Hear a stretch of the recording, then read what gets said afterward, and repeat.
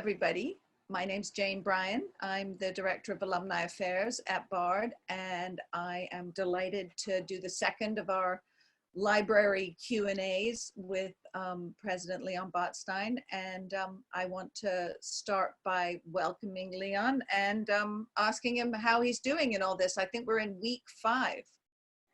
Yeah, I mean, it has its small silver linings, you know. I'm happy to have my son, who's a graduate student, here in the house, and Barbara, who is working remotely at the Whitney, and so we have a household of 4 with a wonderful staff member who lives on the 3rd floor here in the president's house, the director of the Bard Music Festival. And so, you know, it's very pleasant. The great thing that I think all of us have discovered, all the faculty and staff, is, and the student body particularly, is how attached they are to things that we took for granted. And it's not going shopping, it's not wandering about, which they can do on campus. We have about 300 students here on campus and 200 living in the towns around us. But it's the most old-fashioned of things in a university. The contact with faculty members, the tutorials, the seminar classes, the laboratories, the rehearsals in dance and theater.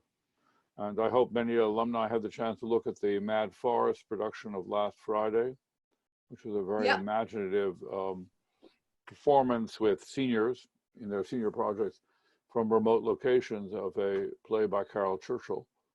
And the Bard Music Connects stuff, and there is for alumni, our Dean of the Conservatory, Tan Dunn, has done a piece which now has been seen by 70 million people. We're proud to have him as our Dean of the Conservatory. He's finishing his 1st year and loves it, and the feeling is mutual between the faculty and the students at the Conservatory. So the ingenuity and quality of the faculty has in a way come alive online, and you know, we didn't really know how that was going to work. Nobody really knew. Yeah. So, well, I know that you're teaching. I just want to tell everybody that if they want to send a message, they can do that in chat. They can send a question, and I will read them out and try and get them to Leon. But you have been teaching. Are you conducting online? How does no. There are a couple of, Jane Bagwell, the choral conductor, is looking at. There are singing. There is a fair amount of possibility to sing. Mm-hmm. There is some chamber music you can do. There's problems with making sure the tuning is coordinated, but it's the performing arts and the laboratory sciences are probably the 2 collaborative forms of doing stuff that we do here that suffer the most. You know, there's some things that lend themselves better. And the hidden truth, which is not so obvious, is that it's much easier to go online once you know people. So let's say the orchestra, we had a class on Tuesday night, which was on Mahler 2. And we had a previous week, we had it on Salome, both works that we were rehearsing with the Conservatory Orchestra. And so it's, you have 60, 70 people, you know, online. And so it becomes a little bit of a more lecture, question and answer kind of thing. Performance, acoustic performance, not, you know, if the late Richard Teitelbaum, really the distinguished experimental electronic composer and pioneer in what later became called world music, Richard, the kind of work he did would have lent itself more easily in a way, but for Thurman Barker and the jazz ensemble, and for Ed Carroll and the brass ensemble, and for the orchestra, those things are more resistant to any kind of equivalent experience online. Right. Do you also teach first year seminar? No, this semester I did not, partly with the impending announcement of the Open Society University Network of OSUN, Mm-hmm. and gearing up for a capital campaign. It simply, time ran out. BARD has become, as you know, a network of its own. You know, we have the 7 public high school early colleges, we have the BPI, we have close international relationships with campuses in Kyrgyzstan, on the West Bank, and now in Vietnam with the Fulbright University in Vietnam, and in Burma, and campus in Berlin. So the sort of the growth of the network at which Annandale is the hub, simply given getting forward with the capital campaign, doing the first year seminar. I've done it the last couple of years with a colleague, so the students weren't, and this year has been more demanding long before the coronavirus pandemic. So I'm not teaching that this semester. And you mentioned OSUN, which Open Society University Network. Can you just give your little piece of information about what that is, so people? Yeah, it's a very simple idea, and that is to create a network of international of institutions internationally, teaching and research institutions that link premier institutions, let's say from Europe and North America. The CEU, Central Europe University, now in Vienna, and BARD are the 2 leading institutions, and then places like Sciences Po in Paris, with institutions around the world in underdeveloped areas in terms of higher education, where are insufficient university systems in terms of quality and access. So it's a network that tries to deliver, will try to deliver high quality higher education, particularly in the liberal arts undergraduate area, to populations and places where access is not currently available. So it is a kind of a new kind of model of access and quality, and so that's its basic intent, and not by doing, let's say, what some institutions have done, which is, let's say, setting up a branch of Cornell someplace, or a branch of NYU or something like that, but actually collaboratively, so together with national or private institutions around the world. So it's a dual certification. Mm-hmm. People get certificates and degrees from more than one place, and to create a kind of a fluid traffic, either online or in real time, of scholars and students from around the world. And the crisis, the COVID crisis, has that changed the planning and time for this? Oh, yeah, I know. When it was announced, we thought, we can climb or build these steps slowly.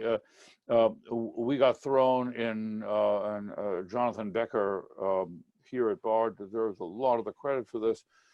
We got thrown into the need to put classes online, to help other institutions get online that didn't have the same access or head start, if you will, in making a transition to online instruction.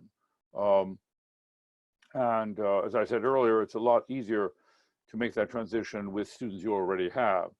Right. So we got us sort of pushed into a jump start, if you will, of that program. I've been hearing it from a lot of alums, and some of them on the questions here, what are our plans for reunion, commencement, summer programs? And I feel like there's a lot of people asking for plans these days, when the biggest thing we don't know is when we're going to be able to get back to normal. So I feel like BARD is sort of nimble and able to be flexible in Yeah, these areas. I mean, I said in the last conversation, you know, that our size and scale allows us to be quicker and, as you say, as you suggest, more nimble. The uh, so in terms of summer programs, for example, there is a very large and thriving student research summer program for students in the natural sciences, and that will be delayed. It was planned to start in the beginning of June, so we now tentatively are planning to start it after July 1.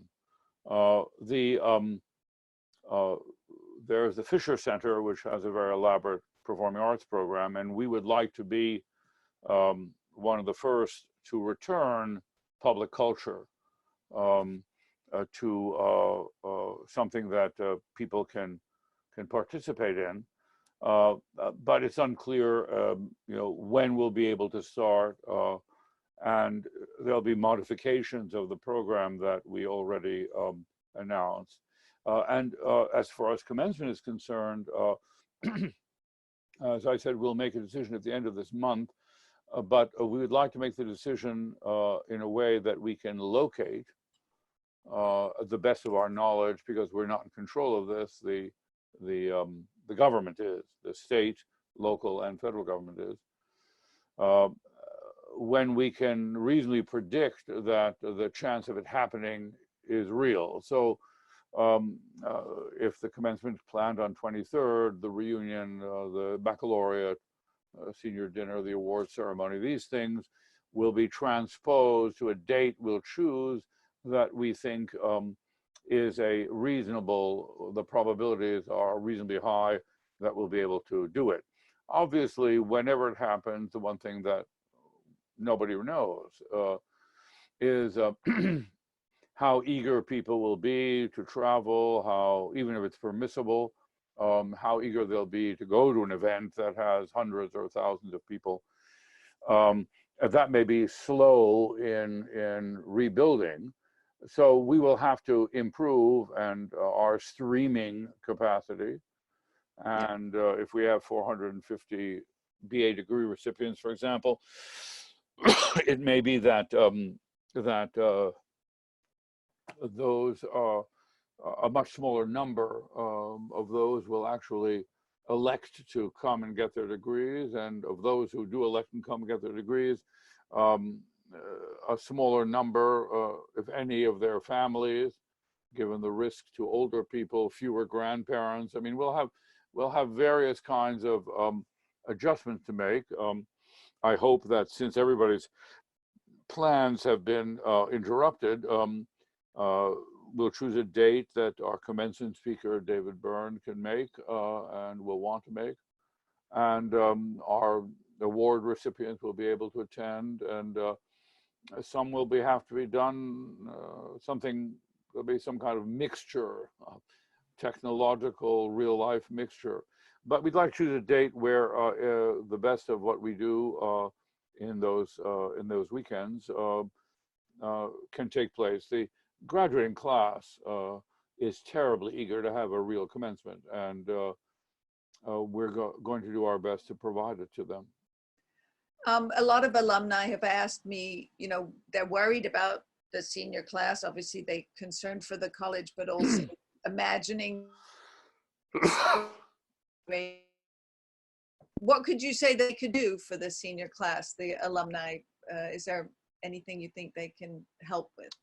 Well, I think it's a very good question. I mean, I think that alumni who feel they can help students realize their immediate plans after graduation. So it's quite clear that the country and the world will face a perhaps unprecedented economic fallout from this, and which includes what we already have, astronomical rates of unemployment. And one of the things we have to do is help the class of 2020 figure out how to negotiate that circumstance. Ironically, it probably will result in a greater interest in students going to graduate school.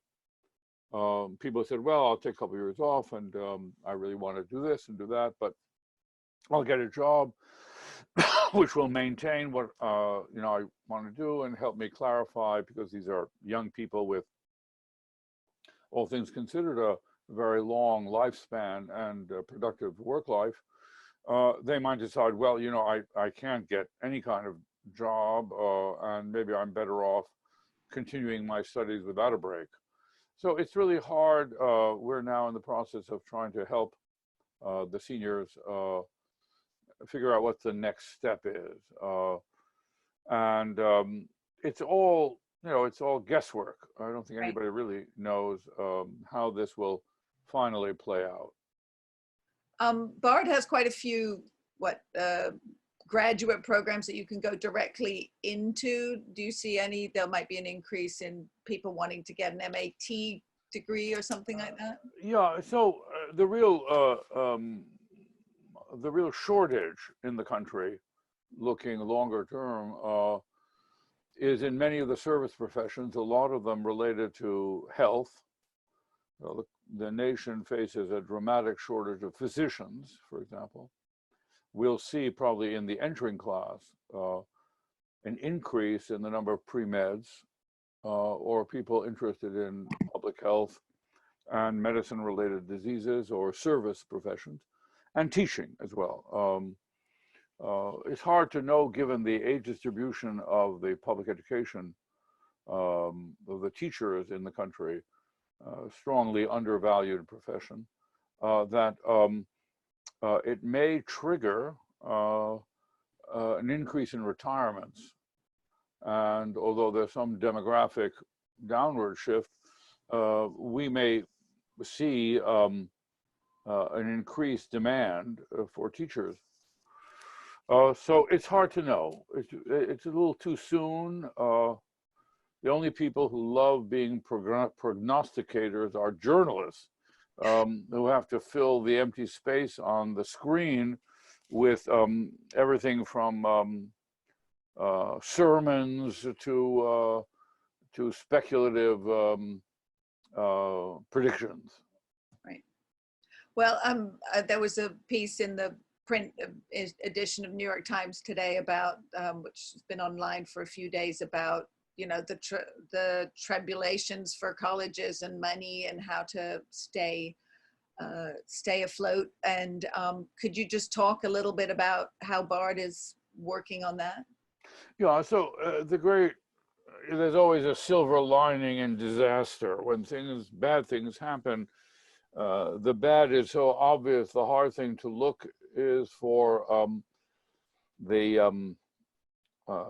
not a great metaphor, but the nuggets in the rubble that give hope. So Bard was never dependent on an endowment. So all the colleges that are stunned by the loss of the value of their endowment and are affected by the enormous dependence on endowment in paying their bills, that they feel one set of shocks.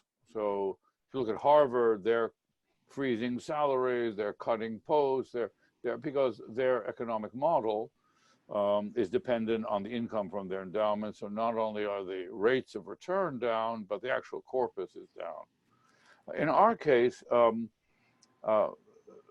we've been too poor, but we've been modestly poor. And so we never depended on an endowment. Our budget is dependent on two things: annual giving, support from living donors, not dead ones. And we've been very blessed by a great deal of leadership by the leading benefactors of the college, includes the chair of our board, who's an alumnus, James Chambers, and the people who have supported the college very generously over the years. So we expect to break even this year, and that is the result of exceptional generosity by a handful of people and all the alumni. I know you always hear, when you hear about the extremely wealthy who give large gifts.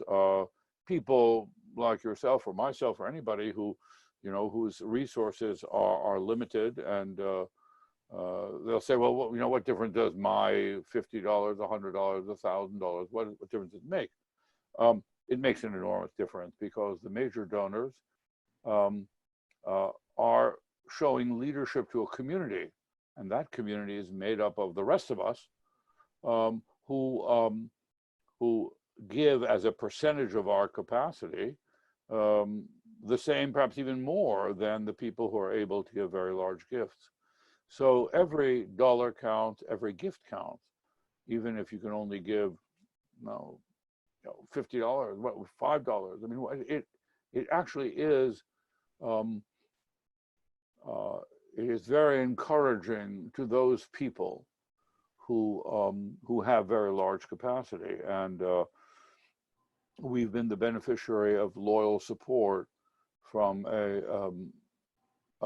changing but consistent group of major donors.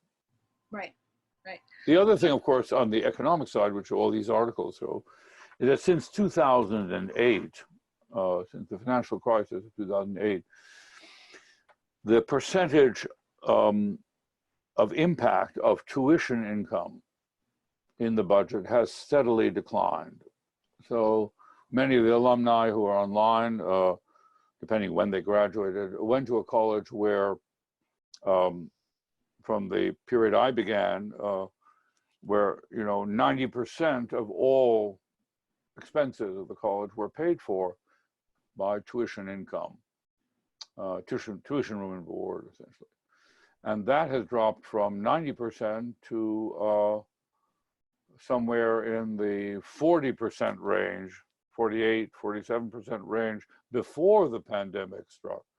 So in some way, we've been forced to adjust through very difficult times in the last 10 years, in gradually adjusting what we do and how we pay for it, from a relatively exclusive dependence on tuition fees to a dependence on philanthropy. What is true is that those colleges that can't, which is why the importance of a capital campaign, those colleges that cannot sustain and acquire a philanthropic base, that are private institutions not dependent on the state, barring a big change in state policy.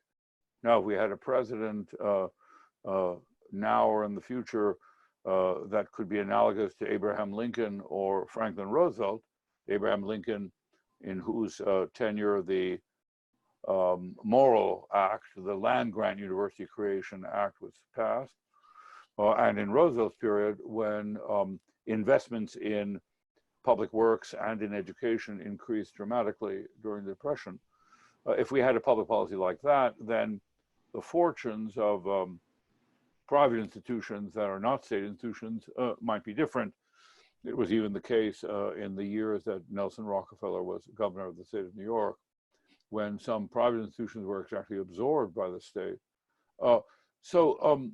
Barring big shifts in public policy, which are unlikely, unfortunately, the colleges that don't, a key to colleges is the key to anything else. Bard is in a good position because there's an enormous demand to go to Bard. So the application rate, the deposit rate for next year's entering class is better than the previous years, despite the coronavirus. Right. That people want to study here, and both on the undergraduate and graduate level. And so so if you're doing something that people want, then you're in much better shape, because that is the next step to that, is people supporting something that obviously the community which they're part of thinks is valuable. The hardest program to get into in Bard are the high school programs, the early colleges in the 6 cities. But so although it would be great if we had a big endowment, that would be great, even if we lost a lot of money in that endowment. We have two of the ingredients that are essential, a demand for what we do and a philanthropic community that's willing to support us. In relation to your admissions, we got a question from our friend Pia, who's in New York, and she asks, are you hopeful that the trend towards discrediting the SATs and ACTs in light of the pandemic might sustain in the afterworld? Oh, it's a great question. First of all, I hope Pia's business is doing well. We try to support it as much as possible without advertising an excessive interest in alcoholic beverages. But for those of you who don't know, she has a fantastic company that Republic Restoratives. We give a shout out. Right. And I think that my basement has many boxes of this because I before the pandemic, President's House is always an entertainment place. But the answer to Pia's question is a very good question. The answer is yes. So I've never been a real fan of the SATs and of the Educational Testing Service or the College Board or the ACTs actually. So I do think that the pandemic has the possibility of breaking the monopoly of the College Board and the SATs and of a very old-fashioned pre-computer discriminatory standardized test romance that this country has had. So I think that she may be onto something. There is a good chance that the post pandemic world will be less hospitable to the kind of standardized testing and also the AP programs, which in my view are not sufficient quality to qualify as surrogates for college. You recently had an initiative for the Hudson Valley for bringing in students from there. We spoke about it last time, but I wanted to know if you could just mention that. Yeah, I mean, that seems to have a very good response. So it's a pretty simple idea. With the pandemic, many families and students have reconsidered where to go to college, not if to go to college, but again, predictions about people not going to college, I think, are premature simply because of as I said, the massive unemployment, and it may be more costly for colleges. The financial aid packages may have to be more generous and to accommodate for the massive unemployment. But people's plans change. So if you were a student in Philadelphia and you decided, well, you got accepted to Pomona or to Reed, suddenly the thought of traveling across the country, being dependent on air transport, and being that far away from home in the light of the pandemic experience is less attractive. So much later than anybody expected, you say, well, is there some place I can go to college that's closer, that I can get to by car, or is closer to home, I can get back home quickly. And so we've opened up a Hudson Valley application window for students who are in the surrounding counties, who are within reasonable distance of their homes. And that includes Westchester County, Putnam County, Dutchess, Ulster, Columbia, Greene, those counties, to families who either want to reconsider where they're going to college or might have thought, well, I'm gonna take a gap year. I don't have to go to college right away. There's something else I can do. Let me take a year off. And those kids and young students might actually say, well, no. So we've opened up a window for those students whose plans for college may have changed. And made it more affordable, I think. Oh yes, yeah, more the affordability is always on need. We don't give merit aid. We give the only area where we try to make it easier are the people who are in the BSEC network. We have a special scholarship program for students who are in the Bard high schools in Newark and Baltimore and Cleveland and Washington and New York, New Orleans, that in Washington D.C. that their access to coming to Bard as in their junior year after their AA degree, or even if they finish just 1 year of college credit, we do make it easier for them if they want. We hadn't done that before, but we've increased that in light of the pandemic crisis. We have a question from our friend Stan Reichel, who's asking, do we see a problem attracting foreign applicants in the future? Yes. My greetings to Stan and Elaine. I hope they're well and their family as well. And he's absolutely right. So that's the one area that will take a short-term hit, and it's even unknown how long that hit will last. So there are travel restrictions, visa restrictions. If we take a look at the European Union, nations have reversed the free flow of people that was part of the European Union. And when those will be lifted, so actually when it's possible for people from abroad to travel long distances out of their countries to go to higher education. We have many programs with China, long history. Tan Dun, who is the dean of our conservatory, is arguably, together with Yo-Yo Ma, the most famous Chinese musician in the world. So there, those flows of students is going to be, they're going to struggle. And how it balances out, so take even the domestic market for students,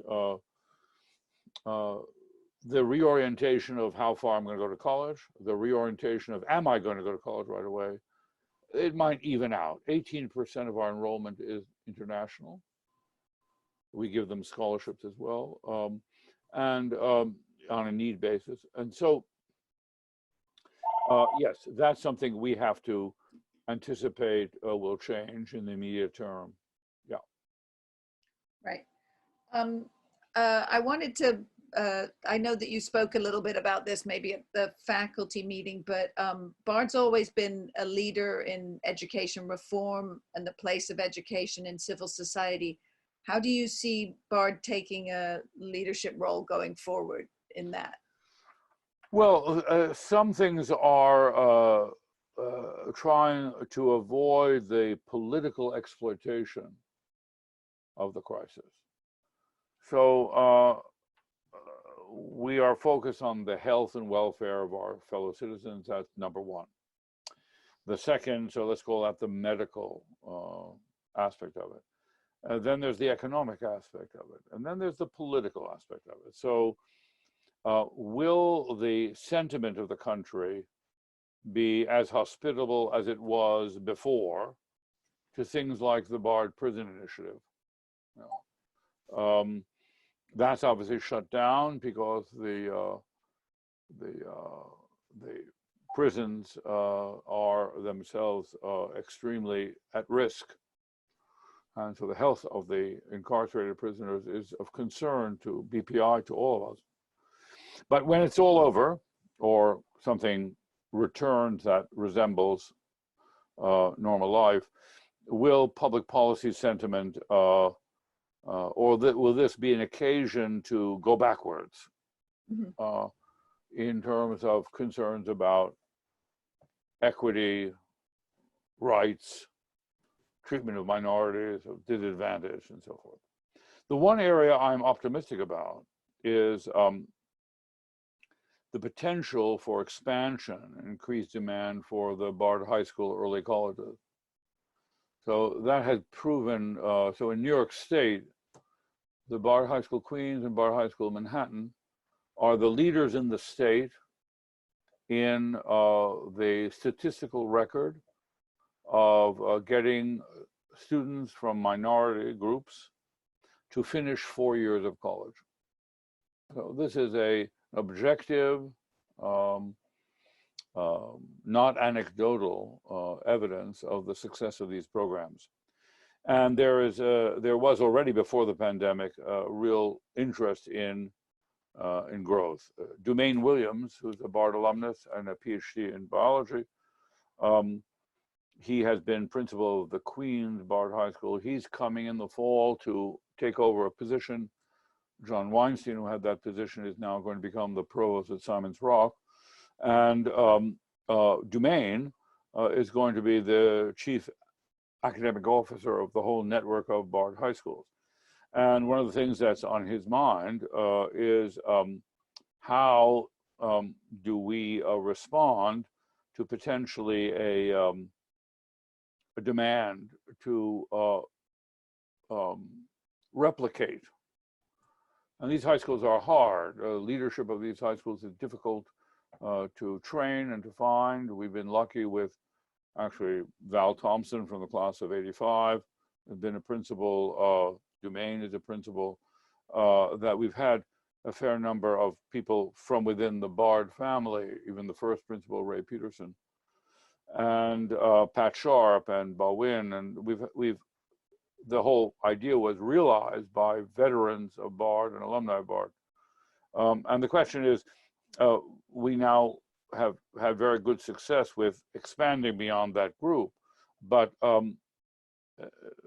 getting a good school up and running within a public system in a partnership with a public school system, not as a charter school, but as a public school, is a difficult thing to do. And there may be pressure. I mean, if we had the right kind of government, in my personal opinion, you would see a tremendous investment in the improvement of both the quality and the access to high quality education, beginning in the secondary school age group. Right. And we might actually end up playing a role in that. You brought up our government. Can you answer a question about what your opinion is, maybe unpartisan, if possible, about the federal response to this crisis?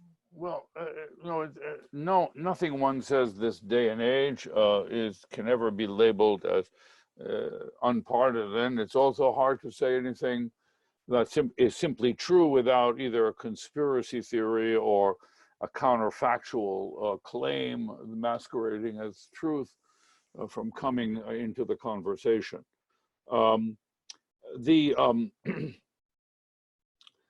So I fear generally that this kind of fear and crisis and suffering and death is a prelude to authoritarianism.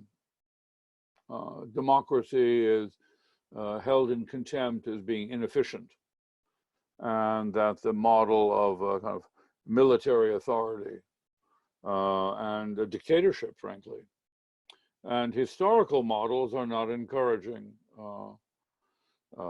We always talk about the Versailles Treaty and the economic chaos of the interwar period as being a cause for the rise of Italian fascism. But Italian fascism, for example, and Nazism, but Italian fascism came into being in the 20s. And one always forgets that one of the things that preceded that was the influenza epidemic of 1918.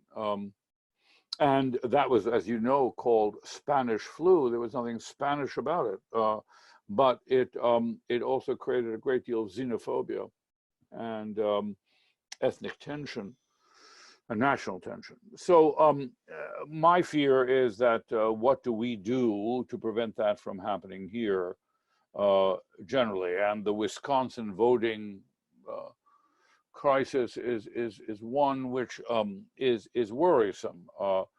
The intent of some people to limit access to the ballot box and to voting. And so I'm very anxious about the political consequences of this crisis. As to the current federal government, I don't know how to say this in a dignified way. I think it is negligent and irresponsible, and its attitude to science is horrifying, and it is a disgrace. It's absolutely a disgrace. And I don't. Their Democrats have participated in this disgrace as well, but there is no doubt that it is a tragedy that we have as a sitting president, an individual who is not only unqualified and either ignorant or willfully perverse, who is actually a kind of a narcissist, and who has really done nothing to prepare the country or to respond in a way that protects its citizens. George W. Bush, whom I had long regarded to be one of the least admirable presidents in our history, did actually read a book about the 1918 pandemic. And he, during his administration, began the process of trying to prepare the country for a possible pandemic, which President Obama continued. And this president dismantled all this stuff. This president is fundamentally anti-science, and is only interested in, as I can see it, in the short-term Twitter rating that he might have. He'll say anything. He'll fantasize about dismissing Congress. Not that Congress is that admirable, but at least it is the Congress of the United States.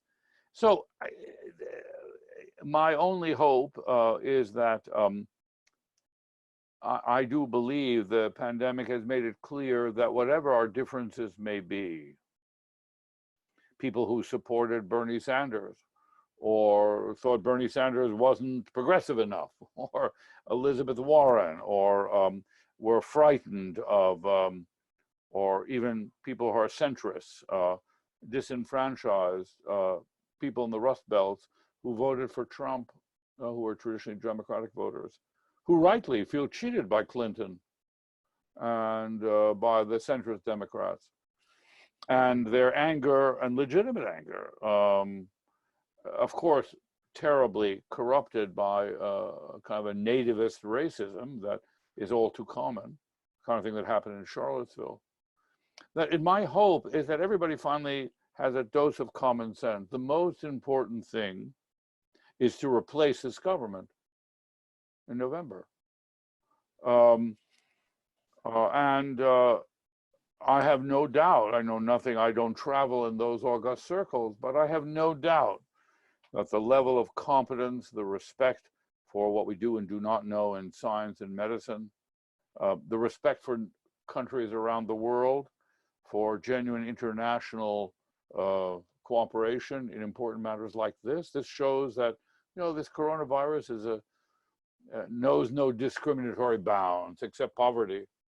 And so it seems to me that whatever, if Joe Biden is the Democratic nominee, I'm not a Democrat, I'm not a Republican. I really have a deep dislike for people who enter modern politics in general. It's an unattractive field that whose demands economically in order to run and to make a campaign are very unpleasant, and the quality of the people we have in government is too low. But that being said, I have no doubt in my mind that a new administration, maybe the way Roosevelt did, will assemble people who have some kind of clue as how to make government the ally of its people. You know, since Reagan, we've been overwhelmed, even in the Democratic Party, by the ideas that government is bad. Well, look, the absence of a country with a real health care for its citizens is an ethical failure of enormous magnitude. Not because I'm a bleeding heart liberal who's concerned by helping a poor person who has no access to medical care. My health and the health of my family, anybody knows anything about disease, is I'm better off if my neighbor, no matter how rich or poor, is well cared for. So I'm protecting myself. The idea that government is our enemy, government is not our enemy. It turns out in this pandemic, government is our last resort. And I hope on all sides that the cult of personality with which we deal with politics is somewhat tempered by good policies and competent people who may not have their own, personal following. And everybody is frustrated with the poor quality of government, whether in any service, the delay in the delivery, the errors, the insensitivity. We deal with public school systems. We have in 6 cities, and one wishes uniformly that the quality of municipal government were higher, Right. and the quality in those people. But we're responsible for that. We don't have a society where people are proud. They're proud that their child becomes a hedge fund owner. They're not proud that their child becomes a superintendent of schools, Right. let alone a teacher. You've mentioned it a little bit recently, but I was fascinated to see that Anthony Fauci in 1993 gave our commencement address. Can Yes, he did. you, that's pretty amazing. Can you Yes. tell me a little bit about how he got here and if you remember anything? Oh, I remember a lot because I invited him. So, as many of the alumni know, I was blessed to have great and pioneering physicians as parents. And my mother was one of the great polio experts of her time, and lived through the great polio epidemics, where she was in charge in the Children's Hospital in Zurich of managing those epidemics. My father was an oncologist. So I grew up with a very healthy regard for the powers and limitations of science. And I grew up in a household where the miracles of the advance of modern medicine. My mother loved to tell a story that during the war, the American flyers that had been shot down and landed inside the Swiss borders had penicillin with them. And penicillin was not available during the war. And in the children's hospital, there were children dying of infectious diseases that were curable by penicillin. And they would go on the radio, my mother would go on the radio and plea for any American soldier to come into the hospital. And late at night, often with a few drinks in them, these guys showed up and donated their penicillin and saved children's lives. Now, so the fact is that the Bard has always, in its commencement ceremony, tried to honor scientists and people in medicine. We have a John and Samuel Bard Award, as you know, which we give to alumni in these fields. John and Samuel Bard were the great uncle and grandfather of the founder of the college. Actually, they were loyalists during the American Revolution. They're on the British side, but they also were the physicians to George Washington. And anyway, the Bards founded New York Hospital, and they founded the Medical School of Columbia University, the College of Physicians and Surgeons. So the Bard has a long tradition of honoring people who've made achievements in medicine and science. And Anthony Fauci, he was controversial because it was a controversial time, but he was crucial in guiding in the HIV epidemic. And it's for that we gave him the honorary degree in the early 90s. Do you remember anything about him, what he said during our commencement? remembering commencement addresses Come on. is a bridge too far, I'm afraid. The but I'm sure we have a record of it. Actually, it would be an interesting idea, Jane, if someone should go. I'm sure there's a transcript of it and a report of it. I remember him, very gracious, and he is, when you see him on TV, is very much the same person. Right. We have a question. Are we getting back to what's going to happen in the fall, which is, as we know, we don't know. Are we making plans for a possible virtual fall semester? No, we know what it means to mobilize. So I make the analogy to mobilization. My expectation, and that's based on no information, but conversations with public school officials in the cities we operate, is that there is an incredible pressure to reopen the public schools. And so Denmark has already opened its public schools. And it's one thing to open Fenway Park, or Yankee Stadium. It's nothing to open the public schools. And that's a linchpin to employment. With so many single parent homes, with a lot of poverty and a lot of unemployment, the last thing many families need is an inability to send their children to school, to give them a chance. So it's a complicated process, but I expect that the public schools will open in the fall. And if they do, we will open too. And if there is a spike or there is something that has to happen, we're prepared to make the transition. But we plan to open as scheduled in the fall. Okay, that's good. That's good to know.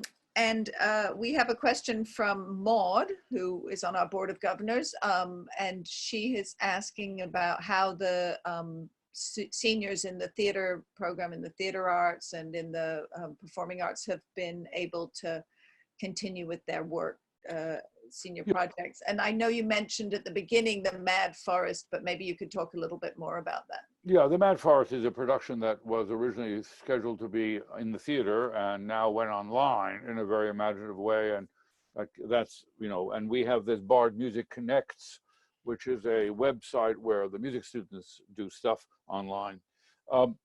There, as I said earlier, they and the experimental science kids, students are the most challenged in terms of adapting to this. So we've been flexible. For example, our view is that we need to be flexible with our students to finish their academic programs. And as things get progressively relaxed, they may simply need more time to achieve what they originally planned to do. And the questioner Maud's right. It's in the performing arts and the arts in general that the challenges are often greatest. And so there'll be some flexibility in senior project deadlines. The completion of moderations will be adjusted. In some cases, a senior project may have to be reconfigured so the person can graduate. But our ambition is to make sure that the class of 2020 and all the other students actually are able to face the fall having completed their programs. And that may involve some kind of extra stuff that we do in the summer. Mm-hmm. Because everybody's summer plans are also up in the air. So why not utilize that time constructively on behalf of the student? Yeah, so we're really, the size helps us. So unlike a university with 30,000 students, with under 2,000 undergraduates, with a low student factor ratio, we're able to pay attention to each individual in a way that permits them not to lose time in the progress to their education as a result of this.